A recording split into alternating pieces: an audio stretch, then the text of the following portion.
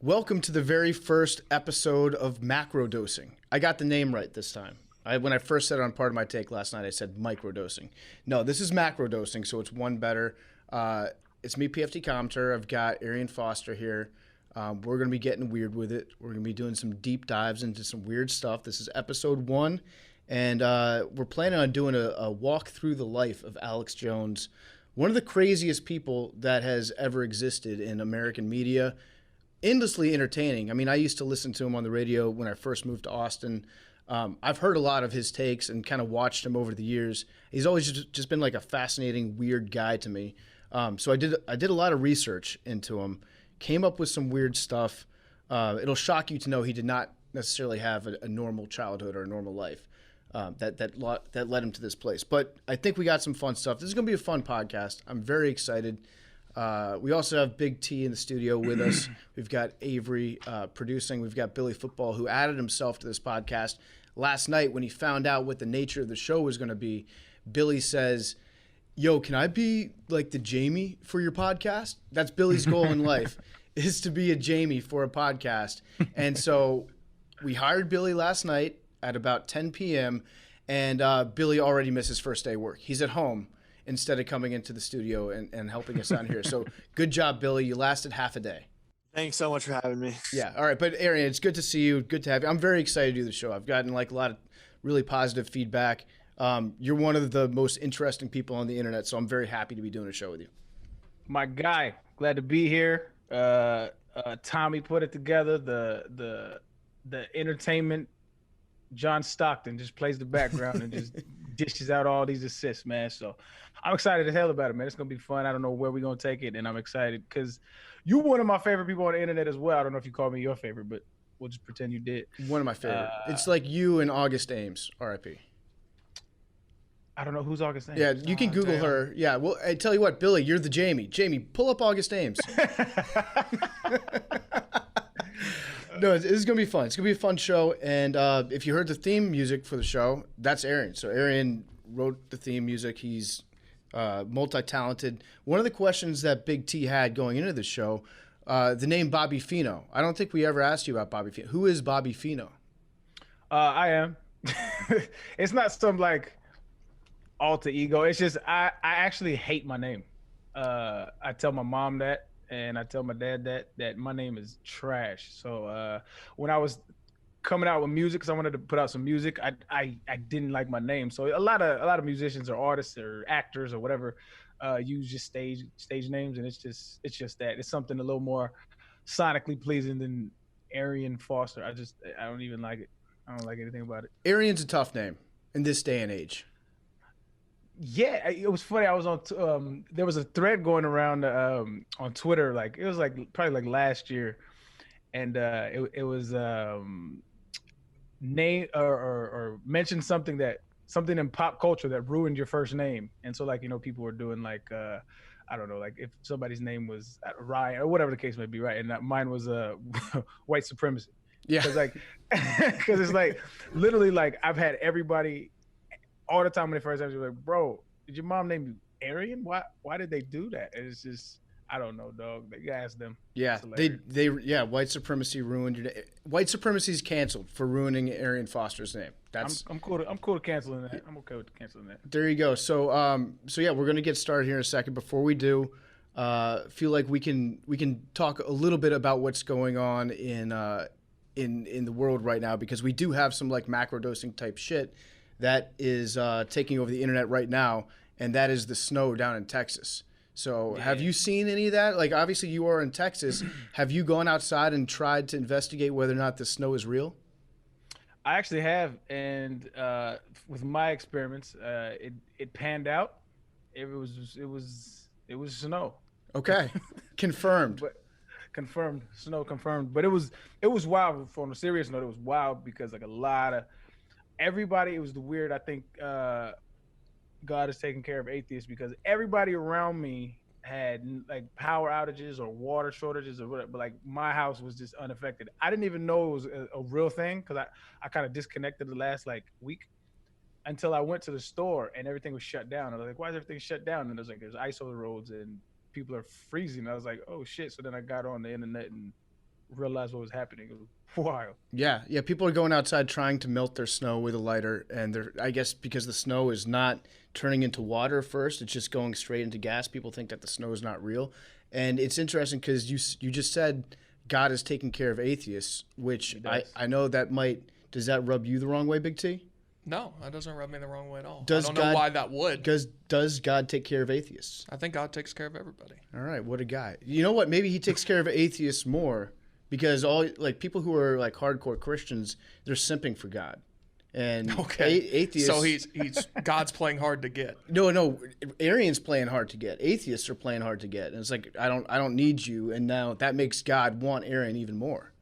It's an interesting theory. I like it. I like that theory too. We should also clear up a little bit of beef that I don't even know if you're aware of the beef that this podcast already has amongst itself, Arian. But about 4 years ago, when you went on the diatribe about whether or not you could kill a wolf with your bare hands, that stirred up a lot of people for a lot of reasons. And one of those people that stirred up was Billy Football. And Billy, do you want to tell him why you hate him? No, I don't hate you at all. No, I don't hate you. I just no. Don't back out of it. No, I was trolling you 4 years ago. I was 18. I was stupid, and we had a nice back and forth. But I'm glad to. What does that mean? Get to know each other when you better. say a nice back and forth when I was trolling you when I was 18, what exactly are we getting at? Would he consider it a nice back and forth? Yeah, it was comical, talking about dietary differences and having a good time. You want to unpack Basically, that? I made fun of you for being a vegan. I said that wasn't a very vegan move to try to fight a wolf. And then you called me corny, and I said, no, I'm meaty because I eat meat. And anyway, it was a great back and forth. Oh, I got it. This show's going on. We're putting this on YouTube, right? Yeah, this is going because on YouTube. I saw the moment on Arian's face where he realized who Billy was and like remembered what that was, and it was very funny to see. I do remember that. I do remember that. Are you still a vegan, Arian? No, not in the least. Well, I think it's the most healthy lifestyle to live. There's nutritionists that argue about that. I'm not trying to argue it. I just think for me, it's for my body. I love what it does, but there's just like I'm just culturally indoctrinated with meat and dairy, and I have a lot of like a week or two I'll do like plant-based shit. But for the most part, I just have a regular American diet, and I'll probably die earlier because of it. Okay. Can we get some handshakes in the chat going for that, Billy? It sounds like we're building bridges here. Okay, love it. Oh yeah, that's much love. All right, so you guys want to get into this? Absolutely. Are you all ready? I'm excited.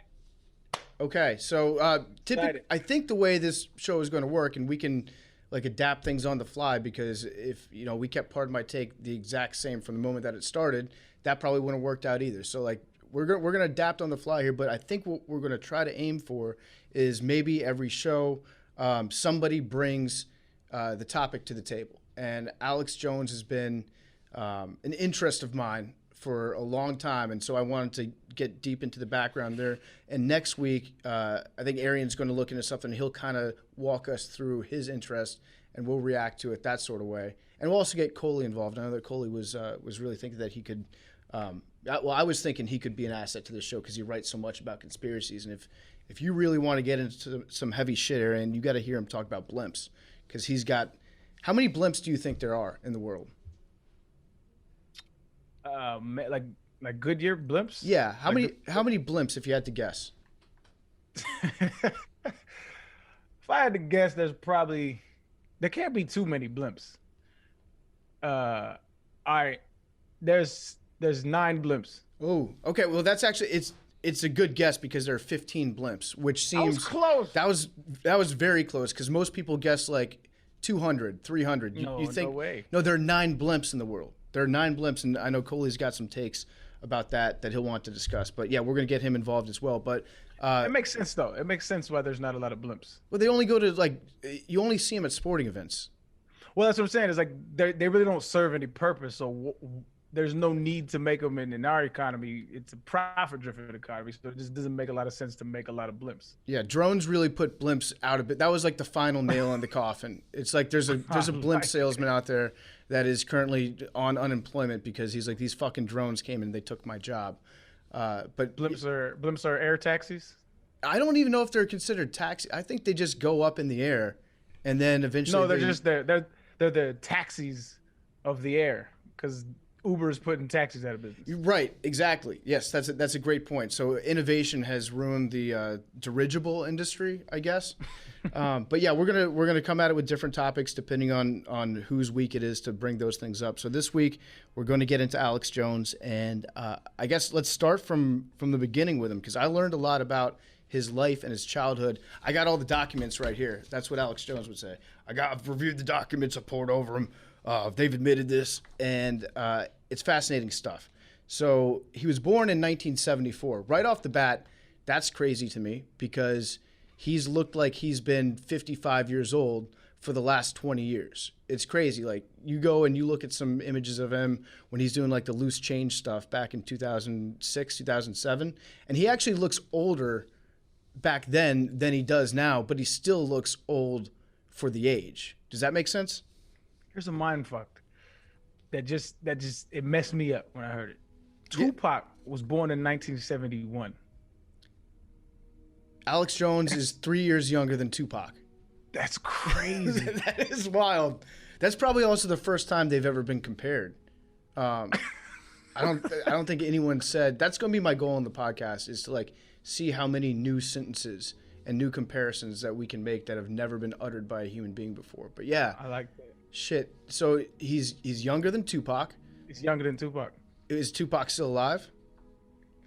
We might need to tap that one on another episode. I'm not gonna spill those beans right now. Yeah, for sure. So he was born in a town called Rockwall, Texas, which is a suburb of Dallas.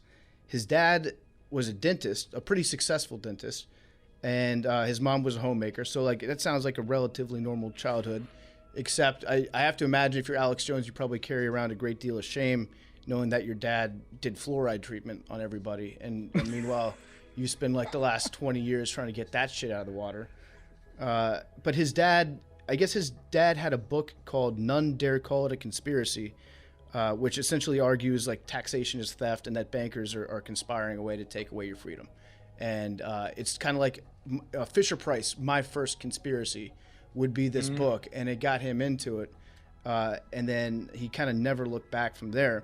But when he was in high school, this actually gets really interesting because people want to know, like, how did Alex Jones become Alex Jones? And if you ask him that question, he would tell you that in high school, he said all this. He had sex, by the time he was 15 years old, he had sex with 150 different women. I remember hearing him on the radio one time. By the way, yeah. Time out. Say that sentence to me one more time. Alex Jones, by the time he was 15 years old, had sex with 150 different women. Cap. You think that's cap? That's all cap. Bro, 150. Alex Jones, first of all. But second of all, 150 women. Listen, I am not proud of this now as a mature man, but as an ex-NFL athlete, I've had my fair share of dealings with the opposite sex. 150 is soul taking. That's a lot, dog. But by 15, no. By 15, and I bet he sucked at fucking. Like maybe I don't know, like from a physical standpoint if that would be possible. But if anybody could do it, it might be him. Just because like he's kind of built like an efficient fucker. He's like just a little rock. Short stroke. There's no doubt he's short strokes. Short strokes for sure. And so he claimed that he had 185 IQ and slept with 150 different women. I remember him one time on the radio talking about how all his guidance counselors tried to sleep with him in high school and how he was like disgusted by them. But the way that he tells this, he found out that his local cops in high school were selling ecstasy and cocaine at parties, and they came to his school to do a DARE assembly. You guys remember DARE? Oh yeah. Definitely. I had the shirt. Yeah, the shirt's fire. It was a complete backfire on their end to make like this fire merchandise. And then now all of a sudden people have like co-op. They took back drug education. And so now it actually probably encouraged more kids to do drugs just for the shirt. I just realized that was my first experience with merch. Yeah. That was my first merch. Wow. DARE. Shout out to y'all. Are they still doing DARE, Billy? They are not, at least in New York State when I was growing up. Okay, so I guess there was a dare assembly at his high school, and according to Alex Jones, he stood up and accused the police officers of selling cocaine and ecstasy in the middle of this assembly. And the way he tells it, he was pulled out of the assembly by the cops. That was his first conspiracy. He was like, there is a conspiracy in my town. All the cops are selling drugs. They took him into the principal's office, and he says that they beat the shit out of him into an inch of his life. So to me, I'm not necessarily buying that, but he had this in mind when he was like, every superhero has to have an origin story. And mine is, I got too close to the truth when I was in high school and got beat up by the cops. So I'm not necessarily buying that, though. As unrealistic as that sounds, does that not seem like a plausible place for him to have started this, though? Like, that happens to you, you're like, okay, now I'm going all in. Because there's more. I think that Alex Jones thinks of himself as being inside of a comic book. I think he believes that he is truly a comic book hero and that the entire world is out to get him and he's going to defeat them. And it would make sense in his brain to come up with a story like this. And you would think that maybe like one person that went to his high school would corroborate it. Everybody says like it's bullshit. The teachers say it's bullshit. His classmates say it's bullshit. And the police officer that was there at the time says, yeah, we weren't even allowed to question a student without like an administrator in the same room as us. So I'm throwing a small flag on this one. I would like to believe that it's true because it's a great story, but I'm not necessarily buying the fact that Alex Jones like tried to bring down like a mafia empire of police officers in his suburban Dallas high school. Maybe this was a bit of foreshadowing, if you will, because what I think Alex Jones does a lot of the time is he just takes a handful of darts and he throws them at the wall, and every now and then one sticks, and the ones that stick, that is the glue that keeps his fan base coming back. So when he says cops are selling drugs, that's not far-fetched, right? It's not a far-fetched thing. Cops beat him up, also not a far-fetched thing. So it's an interesting, like you said, origin story. I'm excited. Mm-hmm. Yeah. So you bring up a good point. Maybe that's another episode down the line. It's just the crack episode. Oh, the crack epidemic? Yeah. Just like we'll do an episode on crack, how it became. I'm always fascinated to learn about like, okay, here's a new drug. Here's how it got introduced. Here's how it started. And we could probably go down a few rabbit holes on that one. Yeah, that one's an interesting one for sure. Billy, what were you going to say? You put your hand up. Just, if you were in the room, it would be easier for you to do this, but that's fine. You need to draw a sign and just hold it up in front of the camera so we know you want to speak. Mm-hmm. No, you could definitely see patterns of delusion from Alex Jones from a young age. 150 women making up this story. You could definitely see that this could get bigger and bigger down the line. I would say that him getting beaten up by his cops after exposing their drug ring in front of his whole class, I'd say that's more likely than the 150 women. 100%. Yeah. No question. So that's what he claims happened. Now, the other story that has actually been corroborated by a great many people is that he got in some trouble. So the story is that he kicked one of his classmates' asses in geography class. It was in geography class, like second period. And he beat a kid so badly that the kid almost went into a coma, had some like serious neurological issues. They got into a fight. He had rage issues. Apparently Alex Jones back in high school, according to his football coach, would turn his head back in the air and then just speak in tongues and say that he was the devil and that he was going to kill everybody. He would say this not just like to his football team, but he would say this like in the halls of his high school. He would put like his hands above his head like he was the devil and then sprint through the halls charging into people and headbutting people, which I like to believe that one's true. I could see him doing that because I've seen his first step in some of these videos where he's chasing people across the street. Like, he's pretty quick. And he's built like a bull a little bit. Bruh. So this shit hold on. You said this has been corroborated by people. He was doing this shit in high school? Multiple. So there are like 8 or 9 people that have corroborated and said, yeah, the craziest part was like when he would put his head back and speak in tongues. And one time he put like a pin in his mouth and dyed his tongue black and started screaming at everybody and freaked everybody out. So it seems like, this is going to shock you guys, Alex Jones might have had mental issues from as early as his high school years. But apparently what he did was he kicked this kid's ass. Geography class would be tough for Alex Jones because like he sees a globe and he's like, fuck that. Like he was probably a flat earth kid at the time, hates science.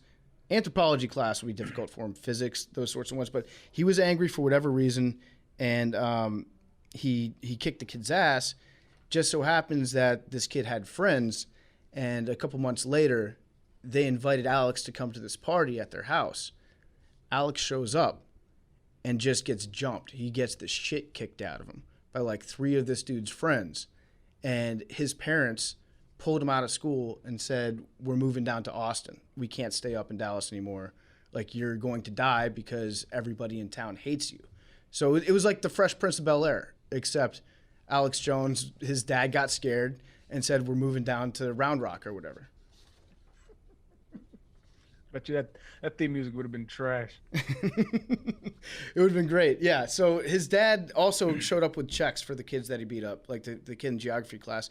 He would show up and he paid for the kids' hospital bills, paid for some of their troubles, essentially tried to make it go away so they wouldn't press charges against his son, and gave the other, allegedly, this is all alleged, and this is based on like reporting that I got from, I think it was Intelligencer, Observer, Behind the Bastards, and This American Life. Those are the things I listen to, all episodes about Alex Jones. And so this has been confirmed by a bunch of the classmates. Even the kid that got beat has been like, yeah, Alex beat me up, and then we beat the shit out of him, and then he moved out of town.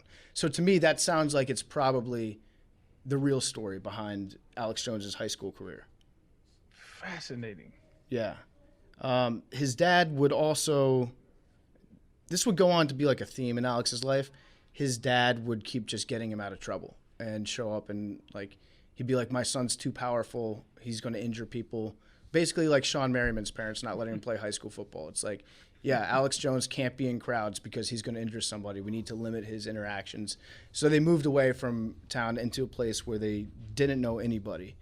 And so that, hold on, real quick. I just kind of conceptualized that they moved out of the home or the town that they were in because Alex Jones was that much trouble. Because he kept getting his ass kicked. He was like that much trouble for himself.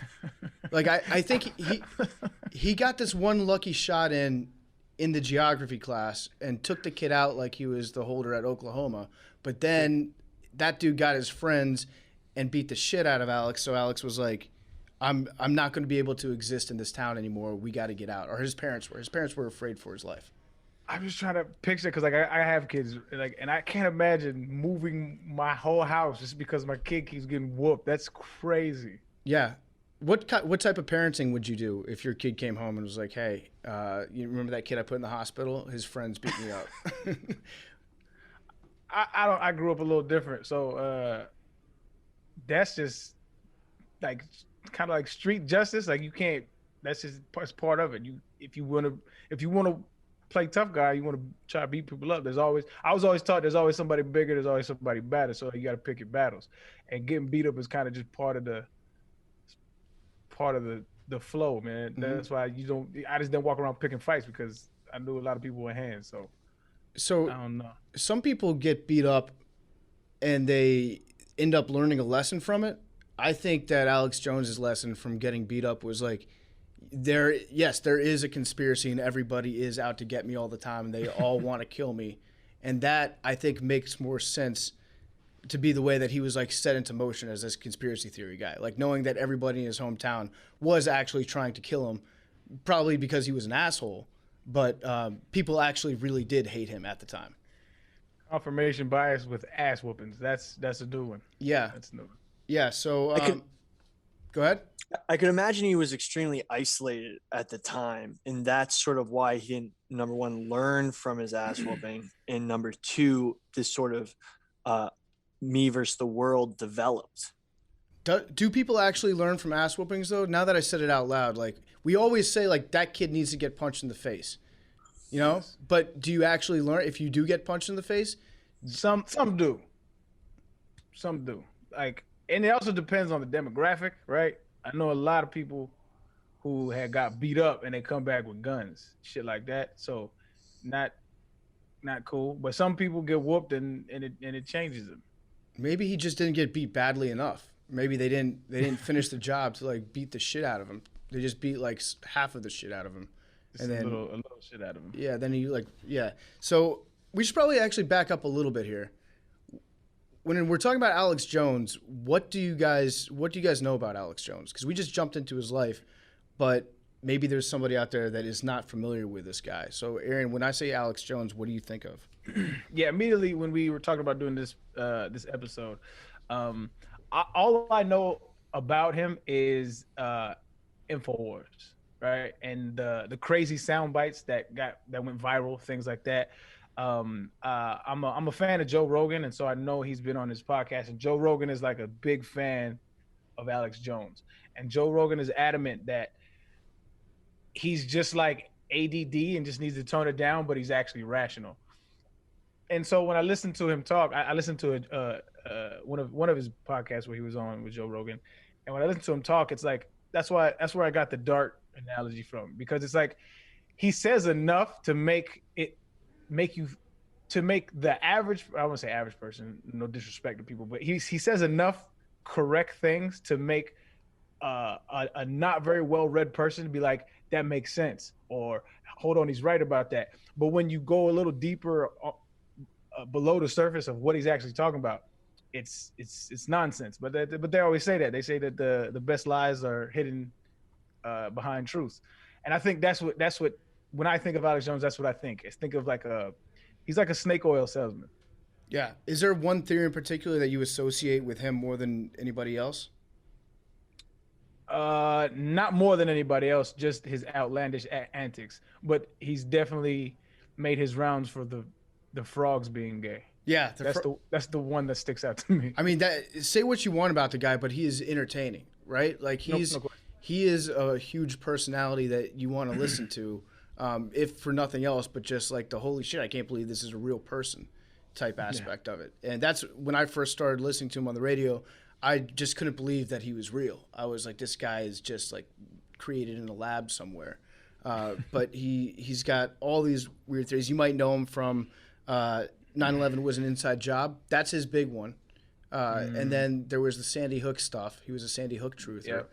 He has talked about, frogs being gay. And I know that Billy's got some very strong feelings about the sexuality of amphibians. So we can touch on that.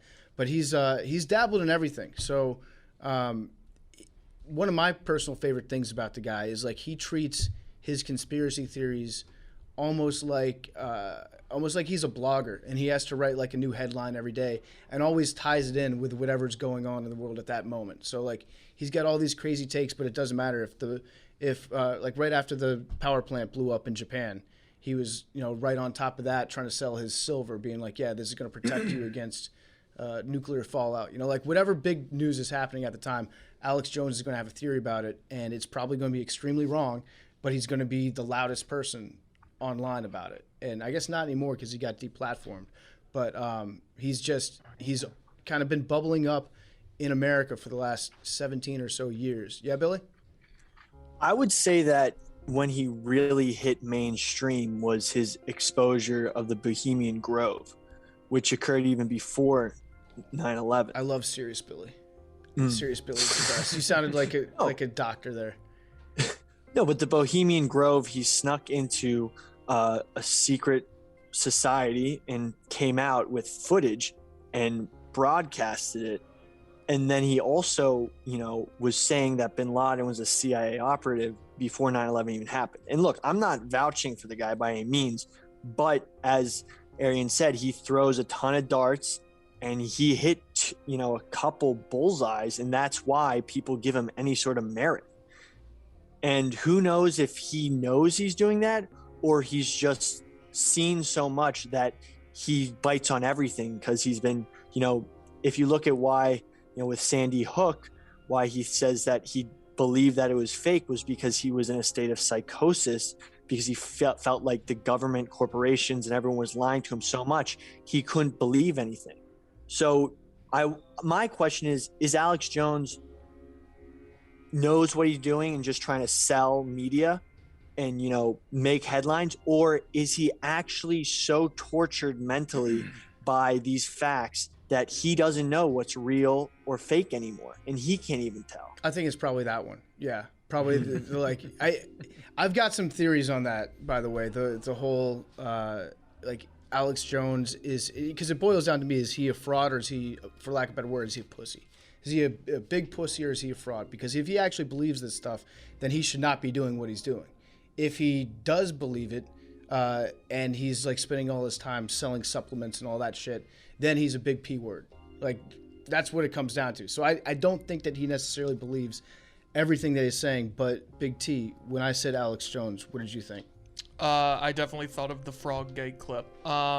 When Billy said the 9/11 thing, this is one of the interesting things I found out. So did y'all know he was on a show, I think it was July 25th of 2001, and he said something to the effect of, like, the government is going to do a mass terror attack, and they're going to pin it on somebody like Osama bin Laden. And then 2 months later, he was right. So, like, that goes back to what Arian said about, like, you know, you say enough crazy shit, like, you're going to hit some. Yeah, the CIA also said that, though. Like, maybe Alex Jones, he was just reading the daily briefings, the security briefings, because that wasn't, like... So I actually have the clip. And, you know, everyone talks about Biggie Smalls predicting 9/11, right?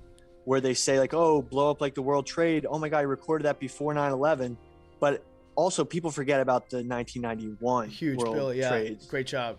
Yes. So this, you know, even though it happened in July, the World Trade Center was already a target before this happened. So I think that caused some of the, you know, a lot of people take credit, but a lot of people forget that the World Trade Center, that was the second time it had been targeted. I have the clip, if you want me to share the screen of that July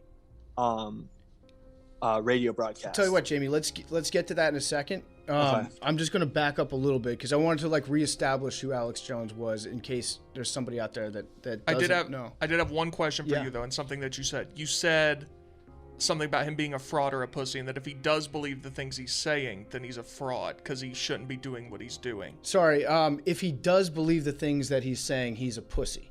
If he doesn't believe them... Why? Like, what should he be doing if he does believe the things he's saying? So this is where Alex Jones gets, like, out of the realm of entertainment and into the realm of actually being a little bit dangerous, because I don't think he believes everything that he's saying deep down inside. If he thought that George W. Bush put, like, thermite explosives inside the World Trade Center and blew them up and killed 2,000 people, and what you're doing about it is, like, you're like, we better sell supplements that have higher testosterone to the public to make us all wake up at once and not take this. Like, that's a cop-out. And when he tells people that sort of thing with that much certainty, then you have people who absolutely do believe what he says, and they're the ones that get violent, right? Okay. I just wanted to clear up what you... That makes so sense. Either he's a fraud or a pussy. Or there's actually a third option, because after going through his background, I actually came up with a third theory that I think this would actually be a theory that Alex Jones would be proud of saying. But we can get to that in a little bit. So he moves down to Austin. Gets down there. He gets on local access television. And he becomes like a celebrity in Austin. Like a local Keep Austin Weird. He was one of the Keep Austin Weird guys where it's like, yeah, our city's so quirky. We've got this one person who wears a Speedo and rides his bike around town all the time. And then we have Alex Jones that's saying Bill Clinton is trying to nuke the entire eastern seaboard. Like, he became a little mini, like, star in Austin, Texas. And, like, Mike Judge from King of the Hill, he became a fan of Alex Jones as he went on his show. And Richard Linklater, some other filmmakers down there, became, like, close with Alex Jones. And you can see, if you watch King of the Hill, if you watch that show, Dale from King of the Hill is 100% based on Alex Jones. That is his personality. Like, Alex was just this, like, paranoid, weird guy in Austin that ended up being the model there. Is that a fact? Or is that an analogous? I'm saying it's like it's too much of a coincidence to Gotcha. just be a guess because they're the same dude, Gotcha. like super paranoid. And so Alex gets on the Austin local network, and he just yells a lot. He cries on the air. He developed a rivalry with a guy named Space Hitler, which, by the way, your first mistake is if you get into an argument with a guy named Space Hitler, you've already lost. You can't be like, oh, that guy won the argument against Space Hitler. Good job. I'm just saying I don't necessarily agree with the fact that that's not a cool name. I know the connotations, but it's odd enough to keep me intrigued. I'll say that. Yeah, I guess it's creative. It's also two things that Alex Jones probably doesn't believe in. So you could see why that would set him off. That would really piss off Alex Jones. Yeah. So he becomes like a local celebrity. Oklahoma City, the bombing actually like helped Alex Jones a lot because whenever there's a big event like that, he's always like the first on the scene. He's a first responder in a way, where he's the first and loudest person that shows up claiming the wildest shit. And so people after I'm kind of joking, but like people after an event like that, they're looking for an answer. And if he gives them somebody to be pissed at, that sometimes is a lot easier for somebody to be like, it's the fucking government, man, than it is to, wait for all the facts to come out. And I love that saying because like you can just say we're waiting for the facts to come out as long as you want. And it's just completely, you don't ever have to accomplish everything. Life is just waiting for the facts to come out. But this is why I think Alex Jones is more in he's a caricature of like the zeitgeist of America, right? Or just the internet in general, right? If it wasn't him, it was going to be somebody else, because what you said is true. He's a first responder, right? To any tragedy, he's a first responder. And I mean, think about it. There are people who spent their entire academic career studying the Holocaust or studying a historical event or whatever the case may be. But here's a guy who has his hands and knowledge about everything, and nobody stops to think of like, how deep does he really know this shit? But why I say he's a caricature is like America, or just the internet in general, is just kind of bred on information and misinformation. And anybody who knows anything about internet culture, it's just the more the better. That's one of the things that bothers me about the internet, and people just eat that shit up. And so he is just like symptomatic of what the internet culture in our world is today. And it's shit is just fascinating shit to me. Yeah, and we were talking about this before we started taping, but if you deal with people that are like very good at making these entertaining, outlandish takes, the only problem with it is you can be the king of conspiracies, and you can be well known as being, the guy that we go to about flat Earth, or the guy that we go to about, false flag attacks. But the second that there's somebody that's better at making those analogies than you are, that's like taking it a step further, then all of a sudden you're a beta, right? You're not even like the king. People forget about you so easily. Like if Alex Jones doesn't keep ratcheting it up, there's going to be somebody out there that's going to take it one step further. The next time there's going to be a first responder that's going to beat him and undercut him to the scene of the crime. And then all of a sudden people are listening to him. So he had like a very good sense of knowing when to like take advantage of a big situation like that. It's also this time where he physically transforms. He like enters the pupa stage of Alex Jones. And Billy, this is really why I wanted to have you on, because you're an expert in body development and nutrition. And from the time, like 1997, if you look at video of him when he was on Austin Public Access, to the next like 7 or 8 years, his body changed. He just got swollen. His face got wider. Somehow his like features grew closer together in the middle of his wide face, so he looked like Stingray Steve. And the conspiracy theory out there is that Bill Hicks, the Austin stand-up comedian, actually just became Alex Jones when he died in 1994, because they do look similar. So Billy, can you investigate that, please? Jamie, sorry. Well, I was going to say I was looking at pictures of Alex Jones, and there is enough evidence to say that he may have ran a cycle of anabolic steroids. There's 100% enough. Okay. I mean, you see the face, the growth of the jaw and forehead, and you see the physical development. There's pictures of him shirtless, flexing, and it's Alex Jones has definitely messed with his androgen receptors in some way. Allegedly. Definitely. Good job, Allegedly. Billy. Allegedly. I liked it that he went straight for steroids. He's basically like, he's Gwyneth Paltrow. He is just a louder, more shirtless version of Gwyneth Paltrow.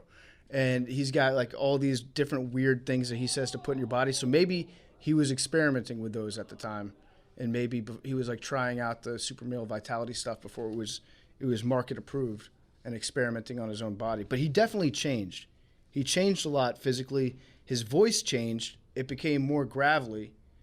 And I think that's probably how we all recognize his voice, right? Is like you hear Alex Jones. Like you would probably not recognize him as being a thing as much if he didn't have that like crazy deep voice. It does help him.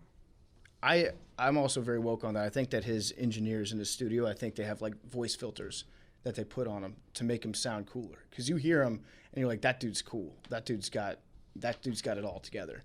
Because he's like, I got the documents right here. I can't even do a voice. They've admitted this. All right, they've admitted this. And it's right around this time that he starts getting into the modern day Alex Jones. He evolves into his present day form physically and mentally. And what he's very good at doing is just, he likes to toss out that he's reviewed documents. He likes to toss out that they've admitted this. He loves saying, like, this is public information. They've confirmed this. I had somebody confirm this to me. But he never actually, like you don't cite your sources, obviously, because it's way easier to move on and just be like, this is all admitted now, all right? This is public information you can look up.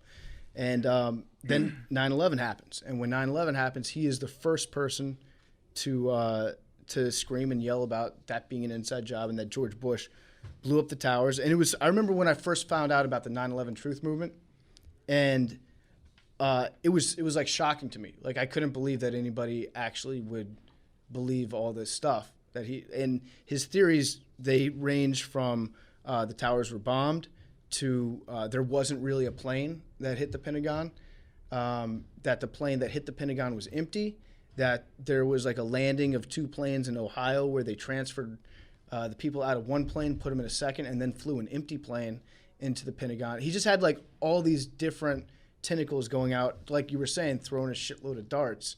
And full disclosure, I used to be a 9/11 truther. I was actually going to ask you about that.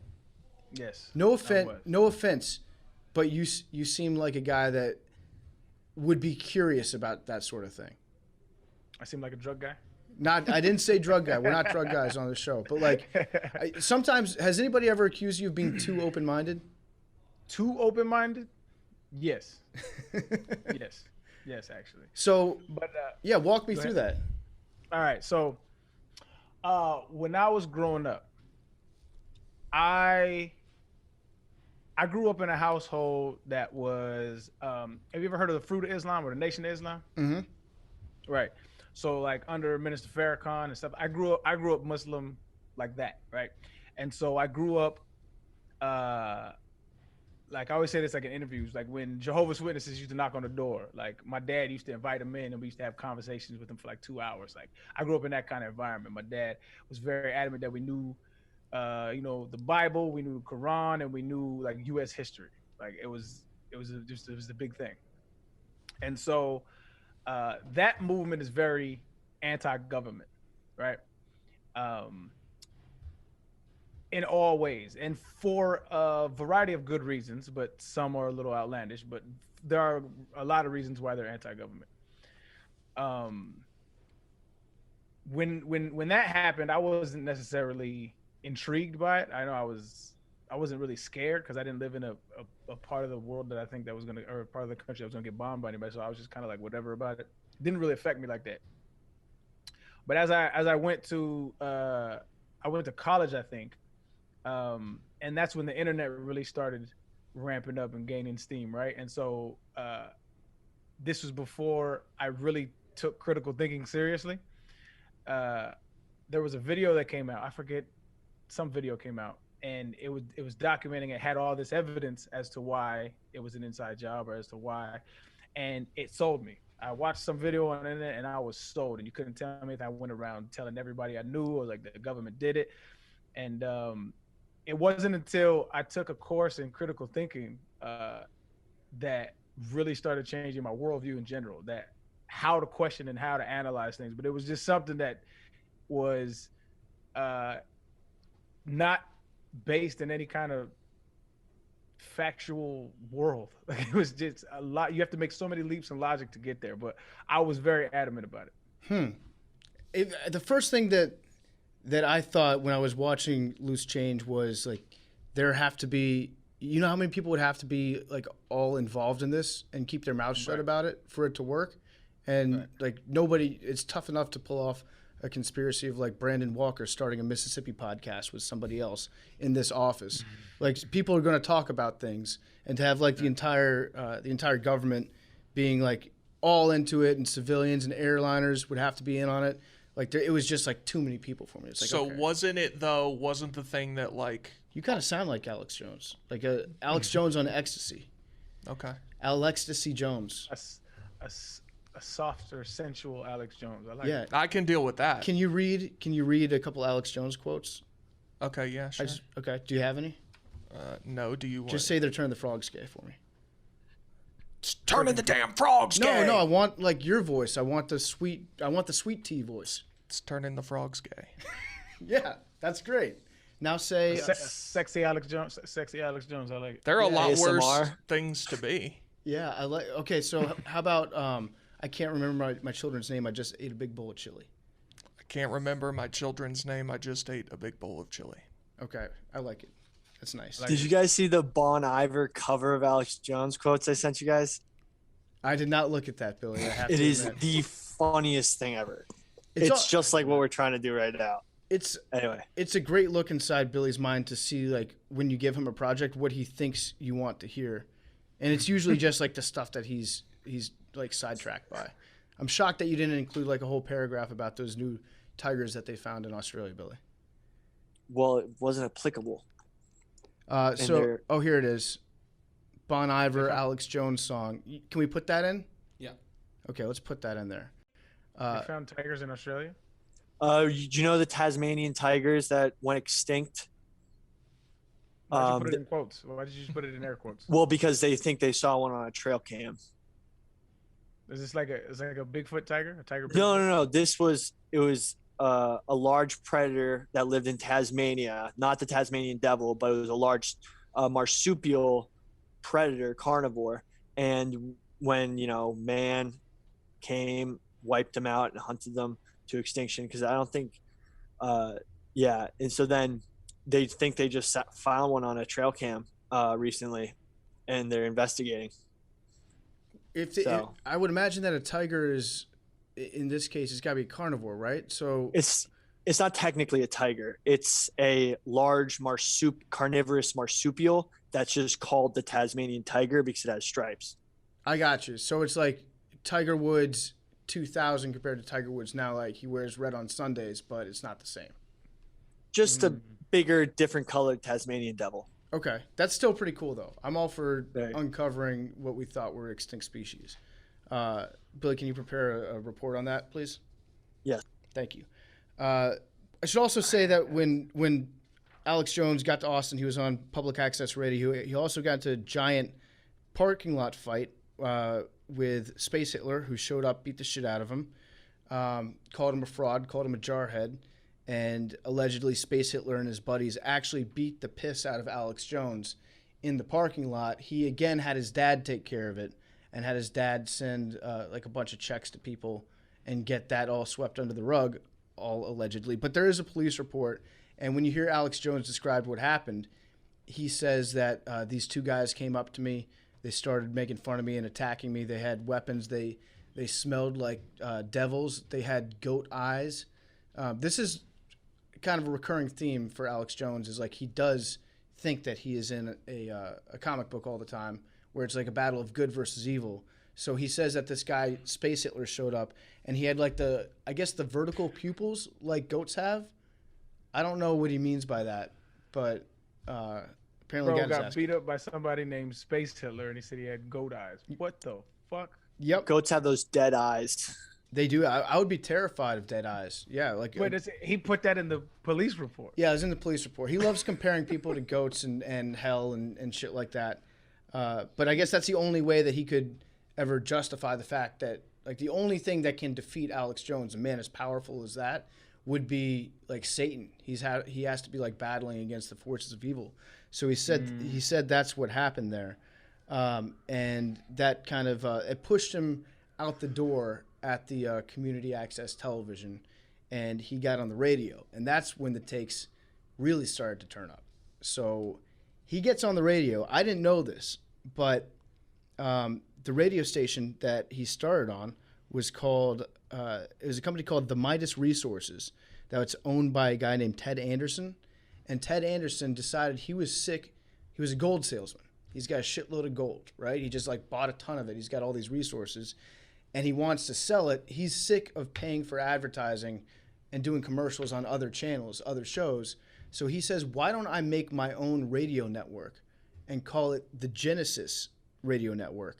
And I can hire people who will then sell my gold products to people listening on the radio who are easy to scare into believing that like the economy is going to collapse and ATMs won't work anymore. And the only safe investment in the world is going to be gold. So this guy started a radio station and hired Alex Jones because it's honestly like, it's the perfect commercial for gold. Like listening to Alex talk about things, the world is ending every single day. And so if you've got a scared audience, yeah, tell them to buy up all the gold. It's like if a porn company started selling Kleenex too. It's like this is an active, engaged audience.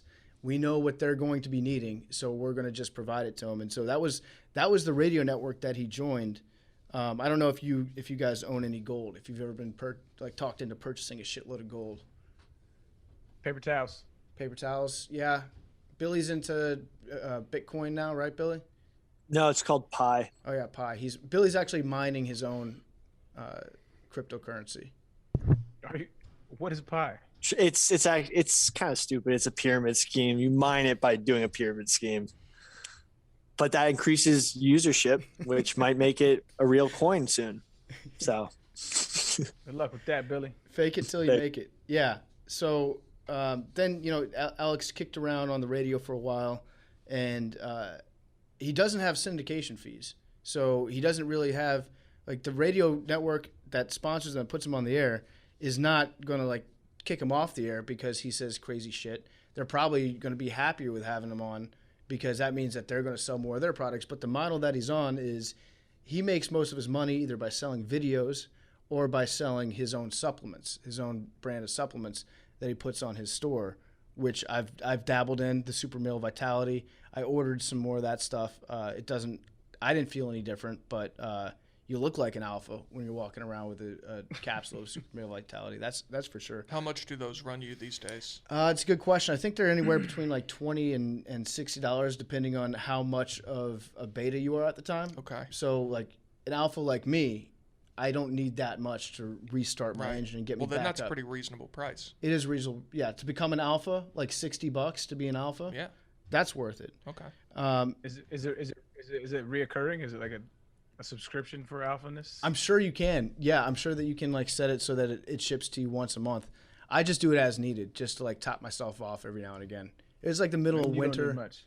Yeah, the middle of winter. I'm like, I haven't seen the sun in a couple of weeks. It's like, yeah, maybe cruise the InfoWars store real quick. But no, I haven't messed with it that much recently. But I did have it back in the day, and that's how he makes all his money. He makes a shitload of it, really.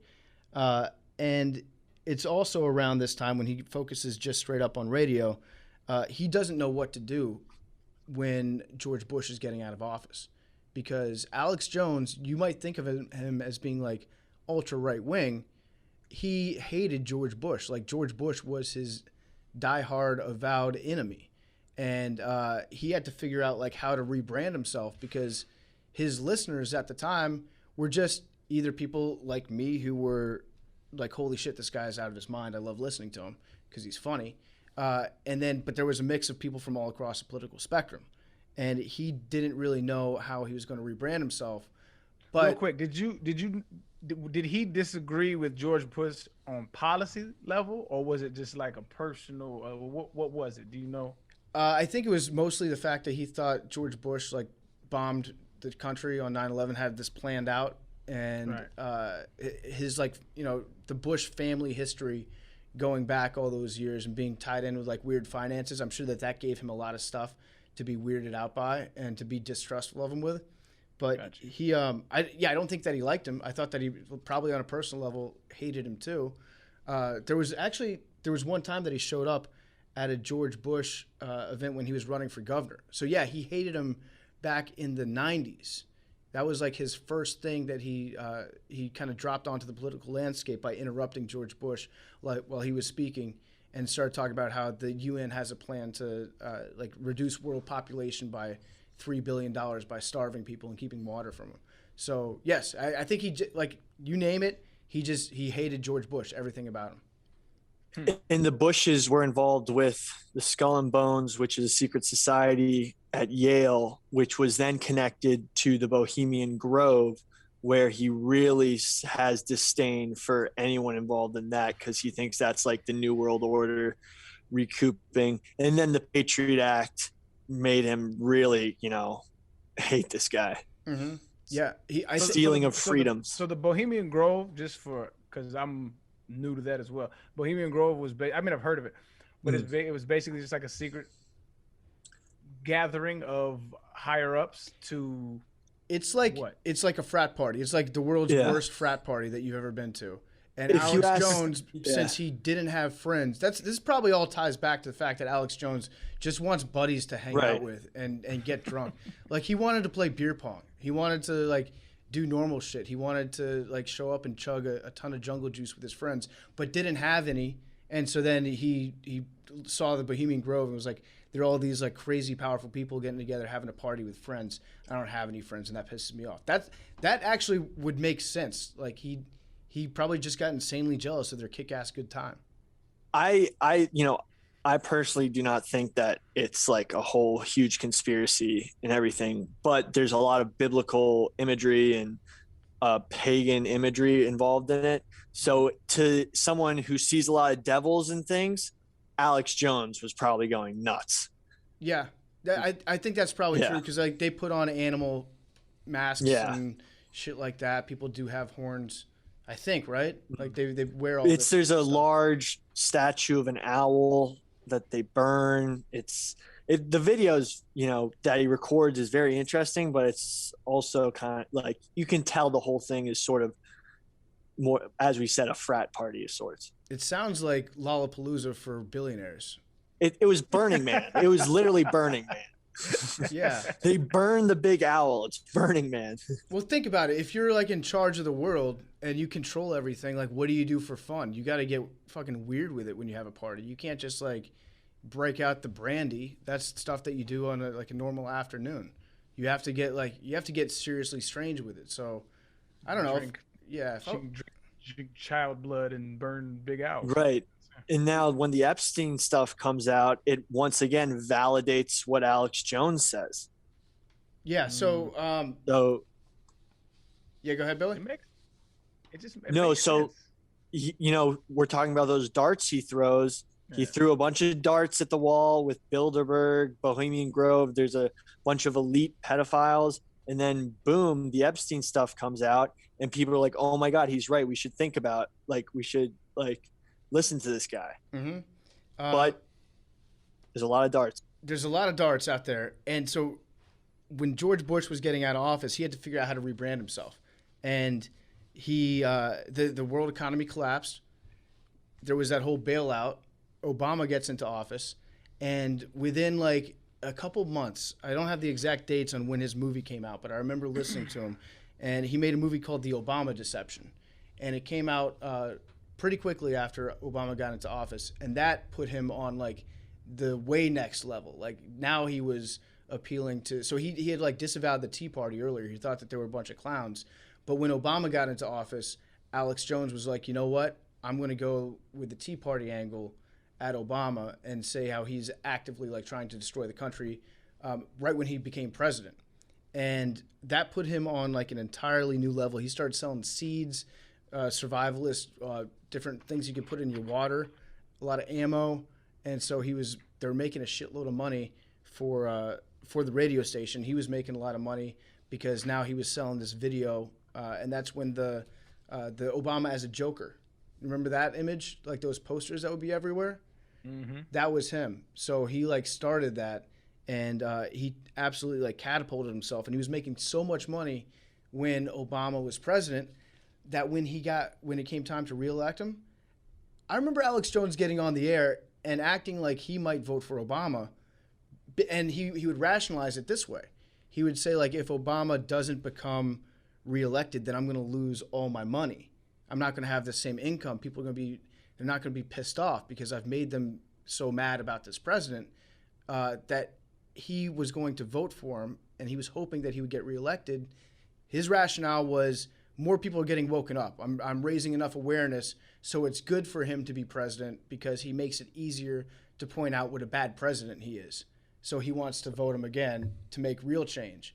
So he never confirmed or denied that, but there are a lot of people out there that think that Alex Jones voted for Obama in 2012, not 2008.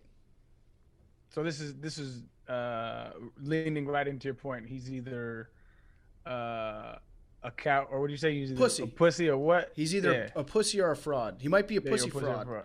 Yeah, but pussy fraud. Now that makes that. I mean, that's kind of my thing. Like with political talking heads in general, is you have to like the country in disarray, or else you don't have a business. Yeah, nobody watches CNN. That's why Billy put money on Biden to win on election night, right, Billy? Because so when they came out and said Biden has no chance of winning because the ratings weren't good that night. They weren't as good as the night of the election as last election cycle. So they put up this whole thing talking about percentage-wise how Biden wasn't going to win. An odds maker came out with plus 1,500 odds on Biden. So I took the bet because I was like, that is impossible. I mean, from the data you put out, it's like Alex Jones. They have the documents. They can read them and disperse the information that only they can understand to the rest of the people. And that's how it happened. So Billy was extremely woke on that. And I have no idea if like your rationale is correct, but it makes sense. Like, why have one night of election night coverage when you could have 5, you know? Mm-hmm. Why limit the run of the series?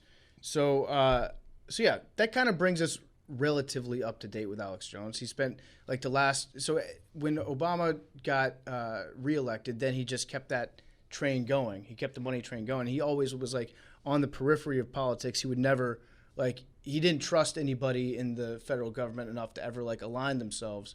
But then he found out that Trump needed his support because of their connection with Roger Stone, and then he became a Trump guy. And in those years, a lot of stuff's happened to him. I guess we probably shouldn't skip over the Sandy Hook stuff now that I think about it. So Sandy Hook, 2012, and he was like the very next day I tuned into his show because I was shuddering to hear like the route that he was going to go with it. But again, that's like time out. Yeah, real quick. You've been an Alex Jones listener for well over a decade then. Yeah, I paid attention to him, I think, starting in like 2006, 2007. And that's wild to me because I don't think I have had a reoccurring character in my life for that long other than like family and friends. So it's intriguing to me that you have been that, I don't want to say invested, but if you've been following him for that long, and you're not necessarily following because you agree with him, you're just intrigued by him. I'm fascinated by him as an individual, and when you put it that way, I'm like, holy shit! Like, I've been listening to Alex Jones on the radio. You stalk him? Like, yeah, I'm a stalker. If I was Alex Jones, I'd be creeped out by me. I've been listening to him for longer than I had a dog. Like, yes, he is. My relationship with Alex Jones is a top 4 length relationship in my life, which is very That's pretty cool. I've lived a pretty excellent life. I hardly ever agree with anything that he says about anything, but he's always just been like a fascinating dude to me, like somebody that he appears to be this confident in all these theories that he's got. And but I was like, there were times that I haven't listened to him. I haven't really listened to him for the last couple of years. He's gotten boring. Like, that's the worst. Like, if you're not a Trump fan and you're an Alex Jones fan, you probably abandoned Alex Jones because he just became like kind of a mainstream-ish guy, where now he's like, you know, he's involved in the government, whereas before it was all him like trying to take on the government and take it out.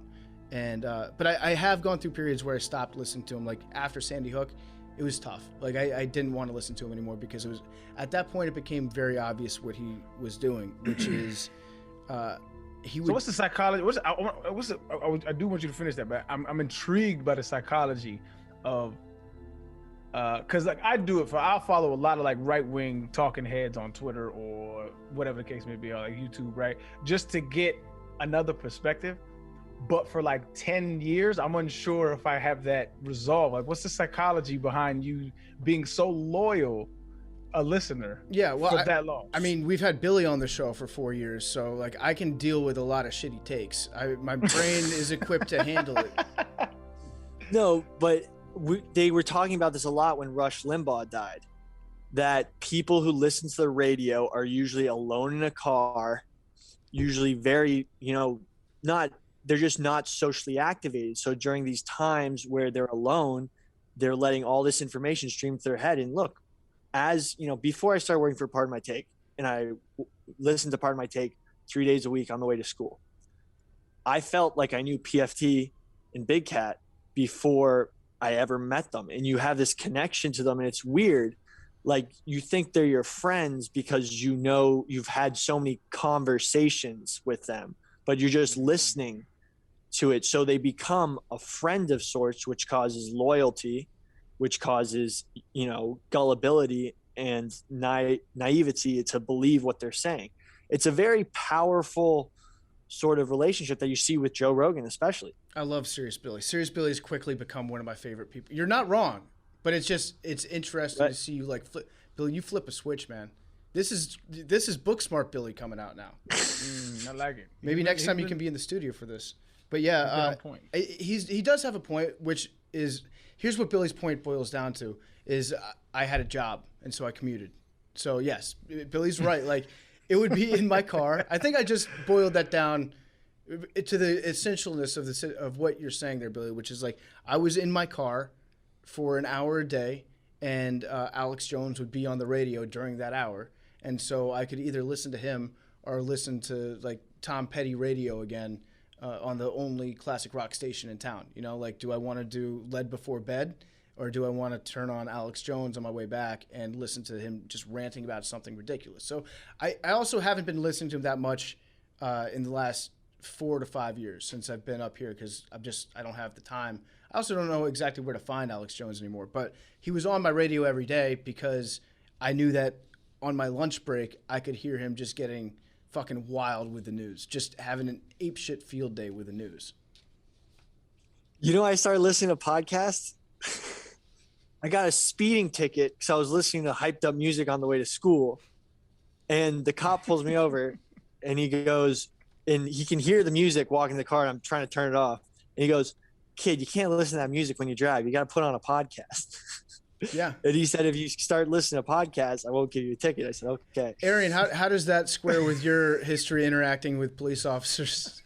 Look, has anybody come up to you and said, "Hey, you know why I pulled you over there, son? It's because you had Black Thought on, and so you need to." Yeah, I recognize my privilege in that sense. But Pardon me, son. You ought not to do this. Try a podcast. Here's my favorite. That's hilarious. No, I've never got recommended a podcast by a police officer. All right, so that, I guess we got to talk about the Sandy Hook stuff for a little bit, but I stopped listening to him when that came out because it was obvious what he was doing, which is there's so much live footage of the news that comes out when a situation like that happens. You know, that you've got every network there with all their cameras on. You've got news anchors who are some of the dumbest people in the world speaking off the top of their heads for hours at a time, trying to fill the dead air before they get their next update with any actual real facts. And there's a ton of conflicting information that comes in a situation like that you have to kind of sort through and figure it out before it becomes what the real story is. And he was just going through all this news footage, finding like a 30-second bit where they interviewed somebody that said they saw a shooter getting arrested in the woods that was hiding out there. So now there's a second shooter. There was just all this, like, you can take the broadcast from, 5 different networks over the span of 12 hours, 24 hours, and then cut it up and make it suit your narrative. If you put some like badass, creepy music in the background and maybe like a little bit of static on the screen when you're video editing it, which he's a master at, and so it seems sinister. And that's what he started to do. And it was like, I just can't even, there's nothing entertaining about that. Like I couldn't listen to the guy for a long time because it actually like made me sick hearing him like go down this road that was just like shocking. Didn't he recently get sued or something like that over this, or what was I remember it was in the news recently. The psychosis argument. Yeah. So he's the Texas Supreme Court just kind of put the final nail in his coffin a couple months ago, I think, where now he's free to be sued by the Sandy Hook family for defamation. For, I guess, libel is probably on there too, but he's fucked is the bottom line. Like, they're going to take all of his money from him because he did. Are they proceeding? Are they actually going to do it? Yeah, they're proceeding, and they're going to take all his money from him. I don't think that there's anything that he can do about it either. Like, the argument that he was using was, one, it's a bit. He tried doing that one. Like, my bad. Sorry for saying that, like, your dead 4-year-old was a bit that I was doing. I'll work on that. And then the second one was the psychosis one, where he famously said, like, I forgot my children's names in a deposition. He couldn't remember his kids' names because he had just had a big bowl of chili, which that to me, that's a better argument than like psychosis or I was doing as a bit. Like if you house a gigantic bowl of chili, maybe it's got some peppers in there, it's spicy, like that. I can't think for hours after doing that. So I do sympathize with him on the chili angle. No question. And Billy, what were you saying about the psychosis part? His argument was that because he'd been lied to by corporations, the government, elected officials so much, he couldn't discern the difference between real and fake. And, if you start to, this is why I made the point earlier. I was like, is Alex Jones a fraud and trying to, sell content to make a show? Or is he actually a tortured individual who went into the Bohemian Grove, questioned officials about it and got them spooked and, uncovered so much that, some of it was true. So he has the tip of the iceberg type mentality towards everything, meaning like, oh, this is just the tip of the iceberg. There must be, everything's a lie, which I think a lot of individuals today are even sort of, getting into, and that's like fake news, like all this stuff sort of, the whole idea of it, the psychology of it is very messes people up in the brain because they don't know what to believe. And I don't think he knows what to believe. I liked that his explanation was like, okay, you can either be on trial or you can put the whole damn system on trial. He put the system on trial where he was like, no, it's all your fault for filling my head with this poison. That's again something that like you see in a movie that you don't ever expect. I was about to say it's going to be a great movie, dog. Yeah. I'm putting, you're all on trial. You can't judge me. I'm here to judge you. And yeah, that kind of like, that leads us up to about where we're at right now. He also, we should mention, he loves taking his shirt off, which is a great marketing strategy. Like if he's endorsing his pills, if he's in therapy with his family, he just always, the easiest way to drive your point home as a male in America is to take your shirt off and say it louder. That's like his motto. That's his slogan in life. And he's actually right about that. Like, I do pay more attention to Alex Jones when he rips his shirt off and then he starts screaming at me. I don't have that. I've actually never really been that guy, man, to take my shirt off. And I was one of the guys that could. Yeah, that's fucked up. You know who else is like that?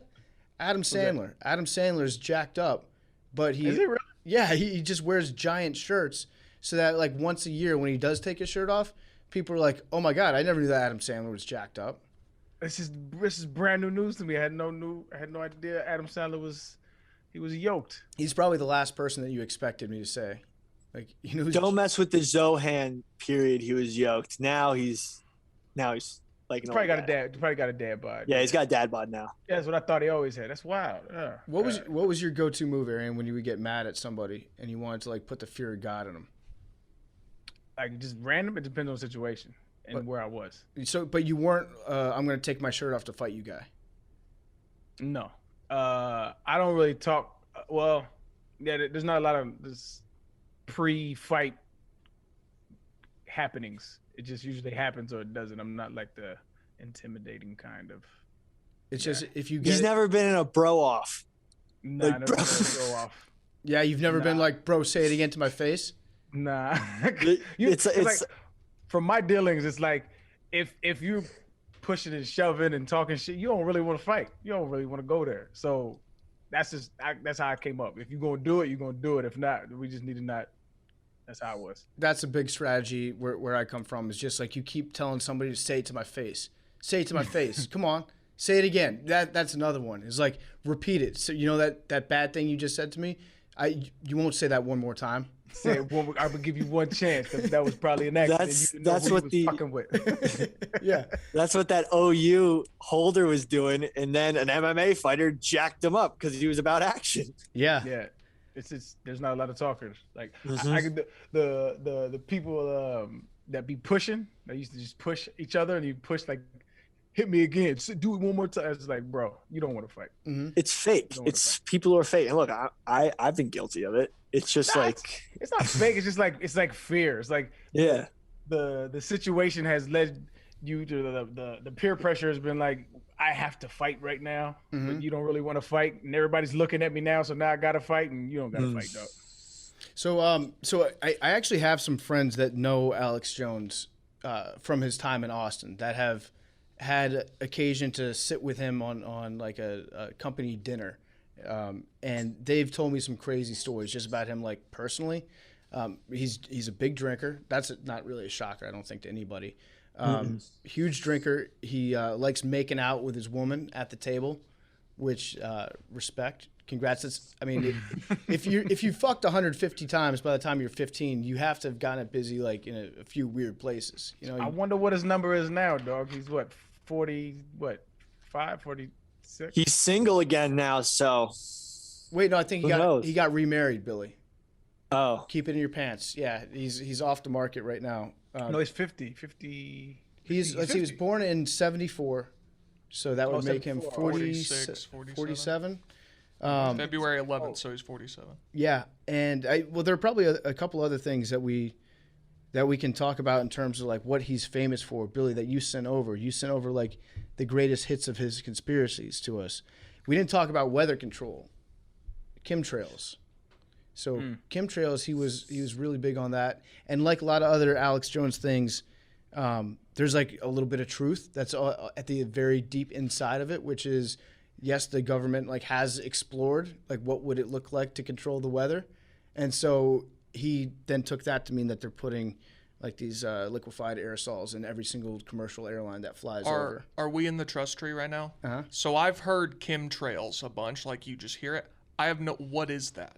Good question. I don't know what that I'm going to is. let Billy answer it because I think Billy still Billy, might do believe you know chemtrails? No, I don't believe it. No, when but- airplanes travel at certain speeds, at certain altitudes, when the air goes over the wing, it creates a pressure, something to do with the pressure and humidity that causes like the cloud like formation, which is totally physics backed. It's just one of those things that, people don't understand unless they studied physics, and I can't even explain it. But if you have someone like Alex Jones who claims that they have the documents, he can be saying it's aerosol terraforming, weather control type, sterilization techniques, where he's basically saying that there's planes that are spraying various different chemicals that have, there's so many different conspiracies of what they could be. There's some are saying that it's, trying to kill the fertility for population control. Some are saying it's weather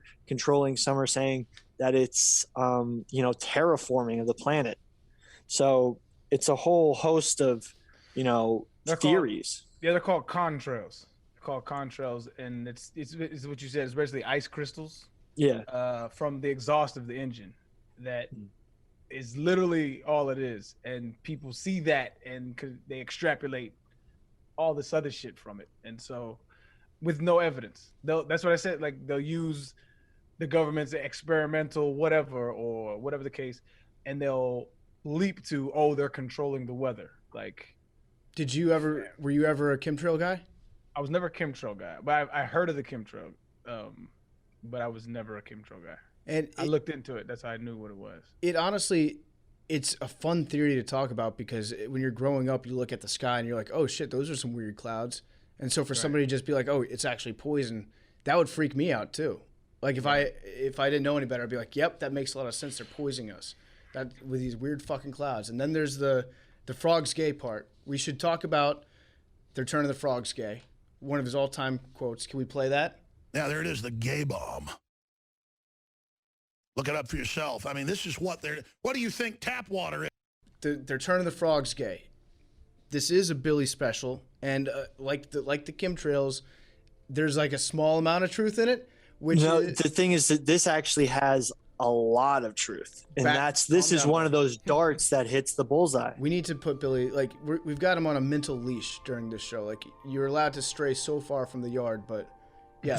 No, but the thing is, yes, the water's turning the frogs gay. No, there was a paper published about the effects of atrazine on lab frogs, sexual organ production, and how their development occurs. So basically, atrazine, which is a pesticide or a fertilizer, which has been, a big, I don't know what corporation produces it, but like a Halliburton type corporation. Don't say, you probably shouldn't like hypothesize, like, here's the name of the company that's making this dangerous chemical. Atrazine. Yeah.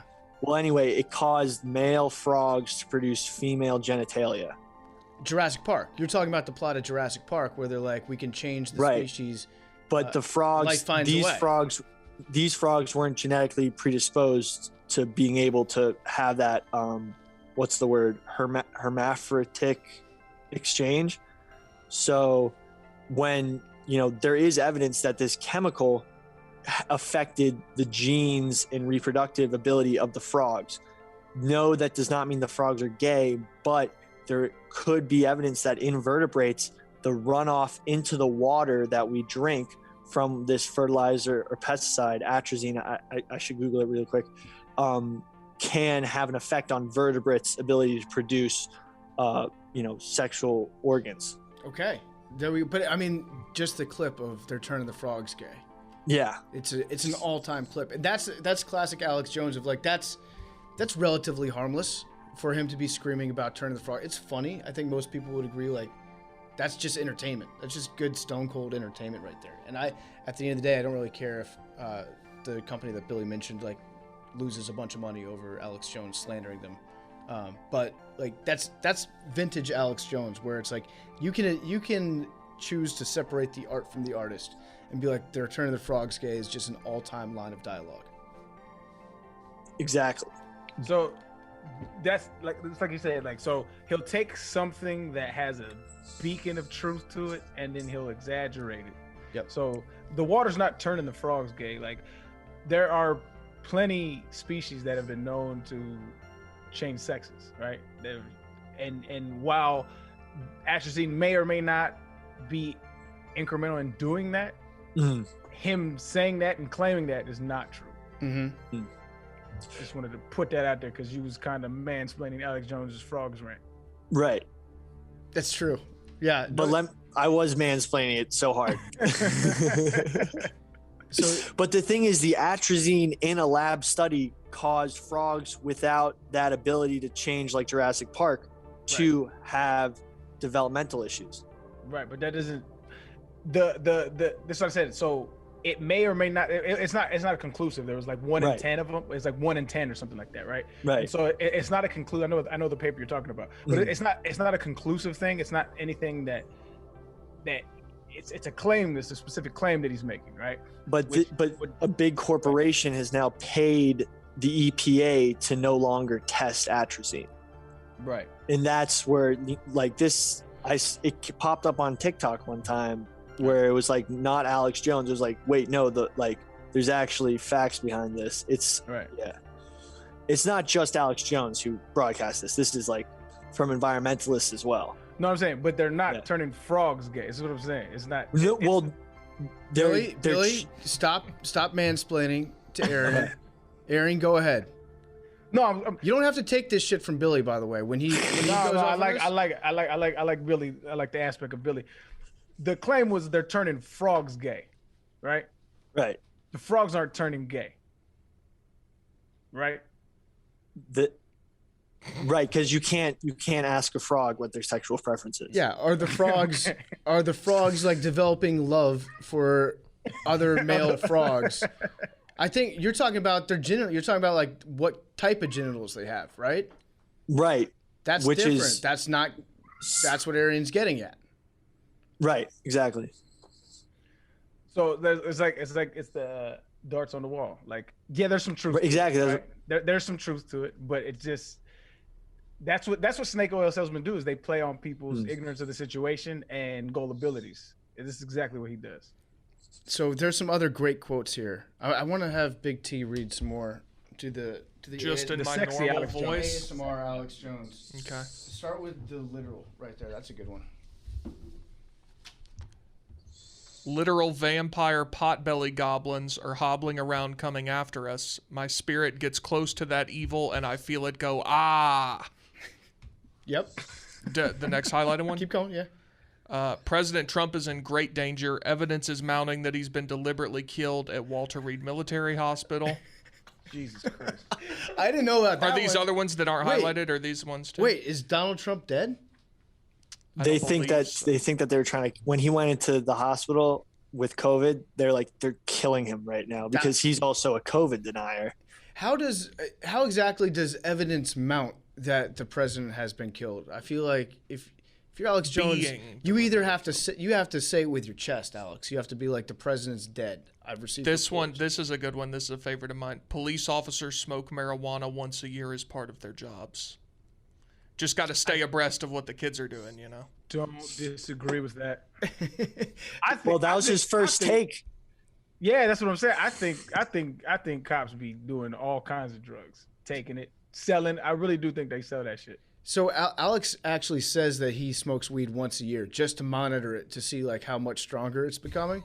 And he also says that like George Soros is making marijuana stronger to decrease the brain activity of the youth. And again, that's one of those things. Like Soros, one of his like thousands of investments might be in a medical marijuana company out there. So by taking something like that and being like they're just trying to destroy the brains of America's youth, like he loves taking it one step further than it ever should be taken.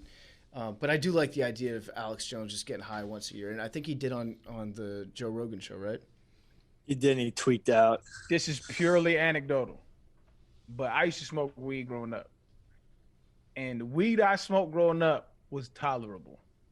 The shit that they sell now is way stronger than what I remember being high from when I was a kid. Like, this shit now is like, I can only take like a hit or two before I'm like, I'm zooted. Like, I don't want to move.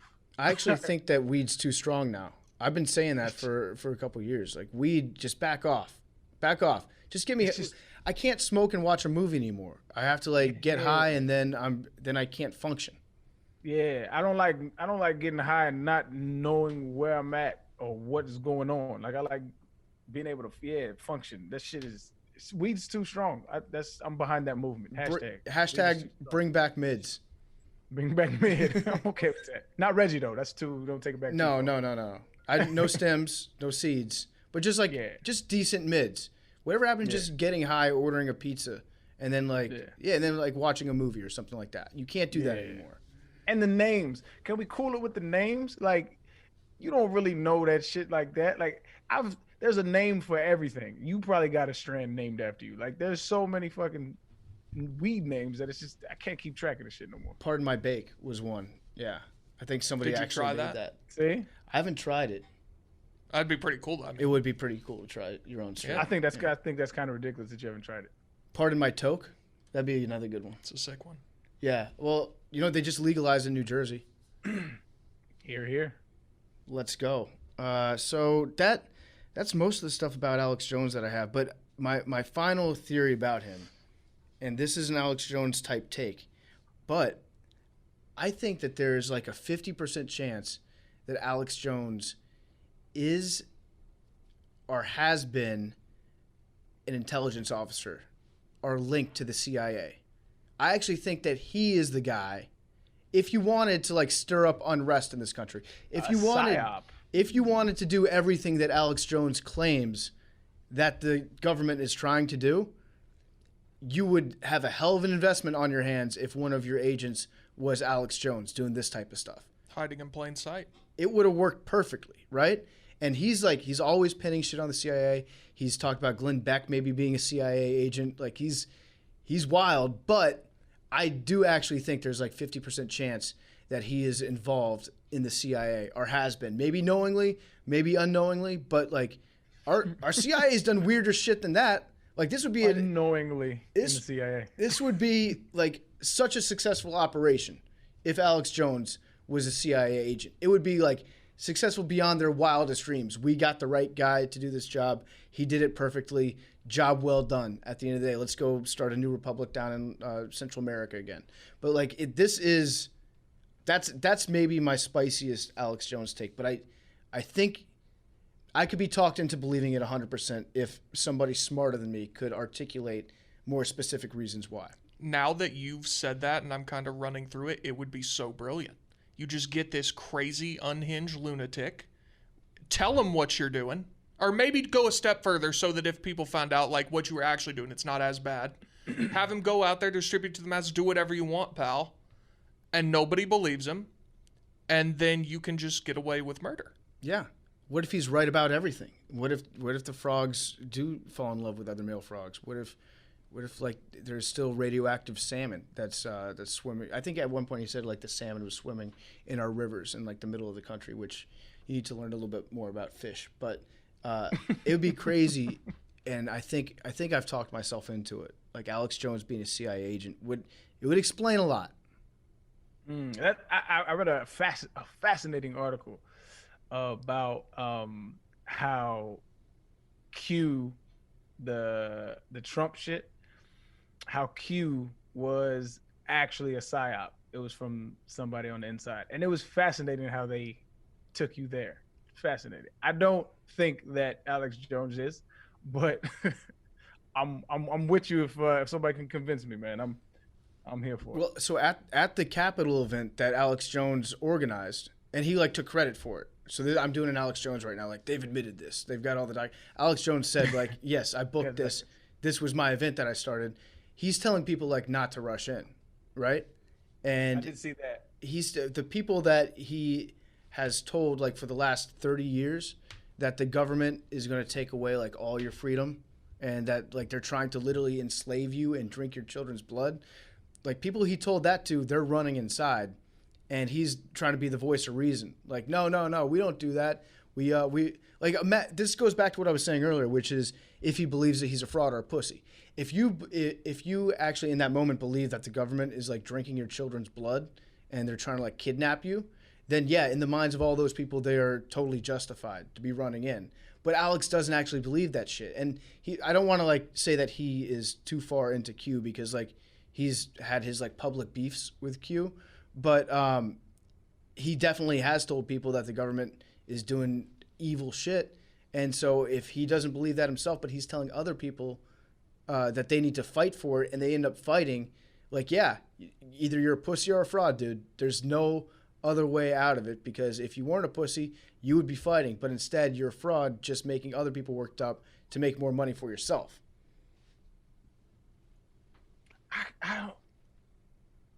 I can't call it, man. I think you pinned it perfectly. He's either coward dog or he's a fraud. Yeah, I agree 1,000%. Yeah, Billy. I think he might be a little schizo. That's actually another option. Is like I think he's probably bipolar. Probably got some personality disorders going on.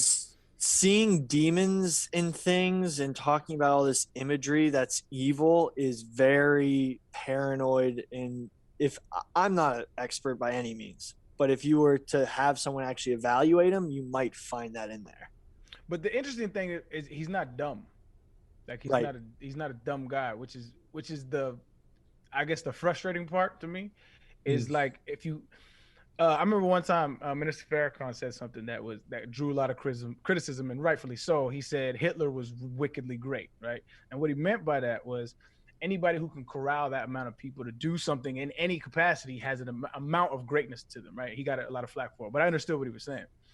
So Alex Jones is it's not Hitler. That's not what I'm saying. But what I'm saying is he has, in order to be captivating like that, entertaining or whatever, you have to have a certain je ne sais quoi, if you will, about you that keeps people there entertained and like there's just dots here and there where, dog, you're not dumb, or you know what you're talking about here, but just you need to go a little deeper, or whatever the case may be. And it's that part's the frustrating and fascinating part about him and just what he represents in this internet culture in general. Dude, he should have been a football coach. If Alex Jones was an interim football coach, he would go 9-7.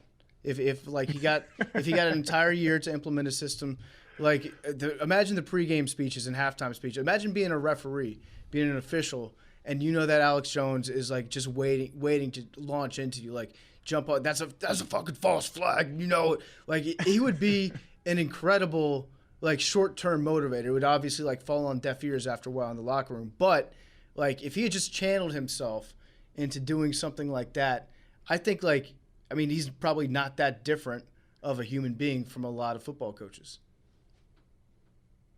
I didn't like a lot of my coaches, so I probably think you're right. He would fit right in.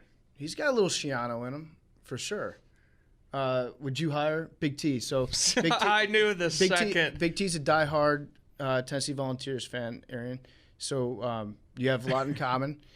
Would you hire Alex Jones to be your coach at the University of Tennessee if you were guaranteed? See, I know you do this. If you were guaranteed a national championship. I think I've just about expressed to you that I would hire damn near anybody if it guaranteed Tennessee would win a national championship. You said Khalid Sheikh Mohammed at one point. You said that. But you said, yes, I would do it.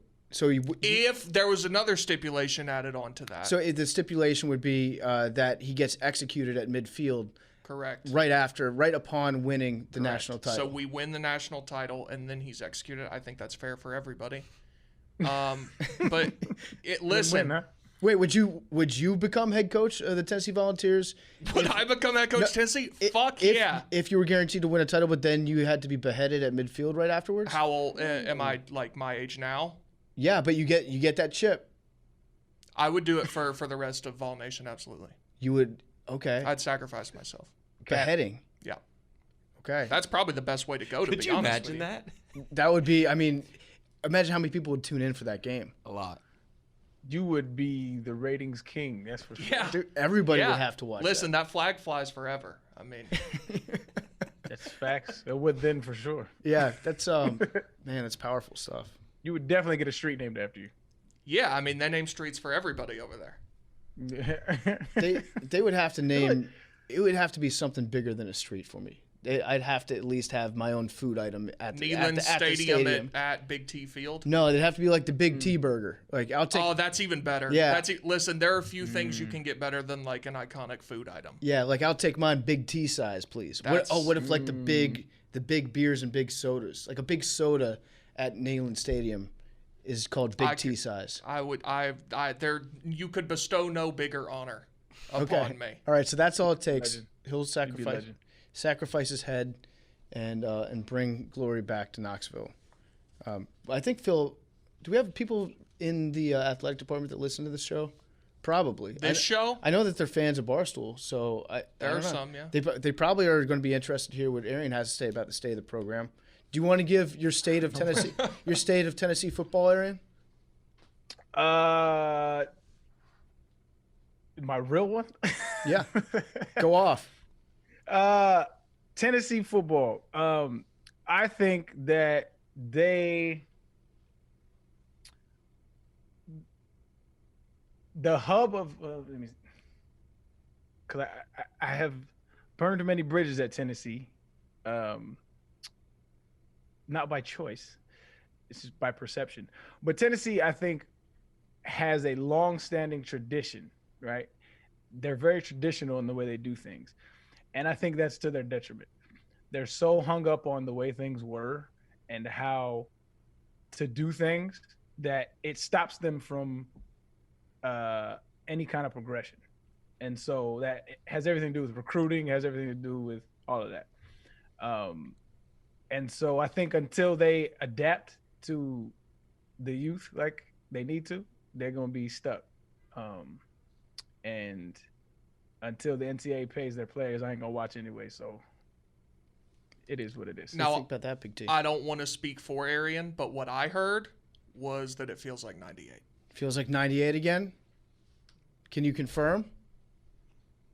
No, I can't confirm. Does not feel like 98. Okay. I can't confirm. All right. It probably won't for a while. So that's the state of Tennessee football. We'll check in, probably make that a weekly segment where you can just give us your updated thoughts, Arian, of what happened in the last 7 days. I know you're very passionate about Tennessee football. I do follow ball football on Instagram, man. There we go.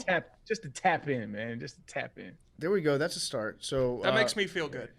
Avery, you got anything you want to add before I was just we going wrap to say, stuff up? Arian, you're looking at a guy who went to an airport to wait for a plane to see if a coach was potentially on the plane. That is true. I don't think it's to everyone's benefit here if we let Arian know like how big of a Tennessee fan I am. No, I think it is. I think he has to know. You got Tennessee draws on? Not currently. I do own some. You have Tennessee draws? A joke, a pair of man. boxers. God They don't have a power T on them, but they are orange. Actually, you know what? I am wearing the orange and white striped boxers right now. Are they the right Pantone? No, they're a little off. Can you show? Do you mind? Just show a little. Just the side. draws, just the side. Just the side. Are you actually are wearing? I think. I'm so excited for this reveal. It's like a gender reveal. Yeah. He is wearing his Tennessee underwear. That's fucking insane. What the fuck was that? I was not joking. Dude. It just happens to be orange. Jesus Christ. But yeah, no. Recently, I did go to the Teterboro, New Jersey executive airport because we thought James Franklin might be landing there, and he wasn't. He wasn't. And he absolutely wasn't. Yeah, it was a day well spent. Who's James Franklin? He's Penn State's coach. So when we were hiring a new coach, there were planes from Knoxville and State College, Pennsylvania, both getting into an airport near New York City at the same time. So I was like, maybe somebody's agent works here. Maybe they're meeting in New York to like hammer out a contract. So I was like, I'm going to go to the airport. Couldn't see anyway, but it was not them. That is an unhealthy obsession, but I am not here to judge. Dude, everybody's got a vice. Like it occurred to me I'm like roasting Big T for having like orange boxers on, but we did uncover that like that's probably more healthy than spending 12 years mainlining Alex Jones takes. That is true, my brother. You've been stalking him for 12 years. So just waiting in the bushes, not really agreeing with him, just kind of just like damn, I can't believe he said that. Like I'm such a chump like for actually doing that. But you know we all have our interests. And yes, mine is wine. I do that and too much of it. There we go. Off the sheesh. Got the sheesh going. No, but I was gonna say it is funny how crazy this show can go. Like we could have done a whole show on Bohemian Grove just on its own. So you can follow all the socials at Macrodosing Pod. Twitter and Instagram, and let us know what you want to hear. Like we'll talk about anything. I would say, right? Like, I mean, Alex Jones, we could have talked about him for 6 hours with all the different theories that he has, but I don't know. I just wanted to, me personally, I wanted to learn more about his life and like where he comes from and all the shit that he's done, and he just didn't like show up on TV, you know, screaming. Well, so it's his first time on TV. Actually, I'll leave you guys with this. The very first time I saw him was 2006. He was interrupting a segment on Fox News where it was Geraldo Rivera talking about how to solicit homosexual sex in airports. It was right when that Senator Larry Craig had been arrested in Montana, I think. And so he's in Times Square doing a live shot, and Alex Jones leads like a group of 100 people into the shot screaming about 9/11 being an inside job.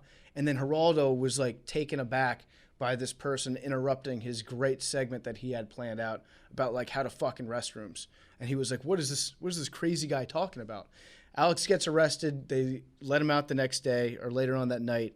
And I saw him, and he looked older than, that was 2006. He honestly looked like he was 55 years old.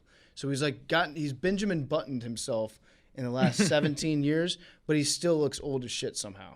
But yeah, that was my intro to him, and we could have talked about any number of things that he's done and his different theories that he have. We probably could have talked about him forever, but yeah, just kind of like a brief biography of Alex Jones, of reported CIA agent Alex Jones. So that'll be up for you guys to decide. But yeah, I think that's all I got for me today. If there's anything else you guys want to throw in, I'm all ears. The YouTube algorithm got me. I was just like in middle school, just messing around looking for the Loch Ness Monster, Bigfoot type stuff, and it just throws you right into all that stuff. So did the YouTube algorithm like make you become a fan of his? No, it just made me watch the videos, and then I had to like figure out like this isn't real. Like you can't believe the whole world is trying to kill everybody. That's crazy. I bet a lot of people out there, like most kids that are growing up right now, are going to have their. This is when I realized that some of the shit I was watching on YouTube was just, absolutely trying to radicalize me. Yeah. That's a real thing though. This is why 100%. On a semi-serious note, yeah, like there should 1,000% be a mandated curriculum change to our kids about social media management, like exactly, and how to navigate that shit, because the depression rates, suicide rates are skyrocketing from when all of this shit started, and it's just going to continue to grow unless it's addressed like on a policy level that hasn't been and needs to. Yeah. So where does that factor in? Because it's like it's tough to figure out like how do you limit who's going on YouTube? What are the things, like the magic words that you say that will get you kicked off the algorithm or whatever? Are you saying like in schools we should teach critical thinking? Two things need to happen, right? Which one I know for sure isn't going to happen. But the first thing that I don't think is going to happen is I think all of these major media companies, YouTube, Google, all these, they need to change their algorithms, Instagram, all these people, to where it's not profit driven.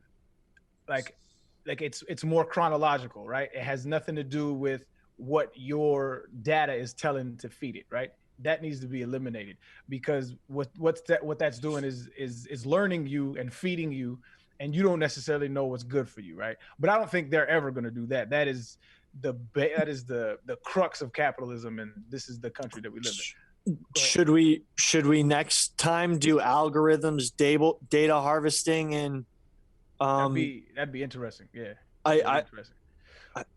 we're probably gonna cut. Finish this one, but that would be a great next topic. No, 100%. Write it down. The last thing that they need to do that I think that we can is implement like course curriculums in schools, just like it's mandatory you do PE, right, or whatever the case may be. There needs to be a class on how to healthily manage your usage of social media with kids, whether it's Instagram or Twitter or YouTube, and getting kids to understand that whatever you search, there'll be more like videos up, stuff like that, or understanding like self-value in these apps, because people are getting lost on literally like the plastic surgery business is going through the roof because everybody want to look perfect, right? And it's just like little shit like that is really affecting our psyche as a country, or 100%. as a world. All right.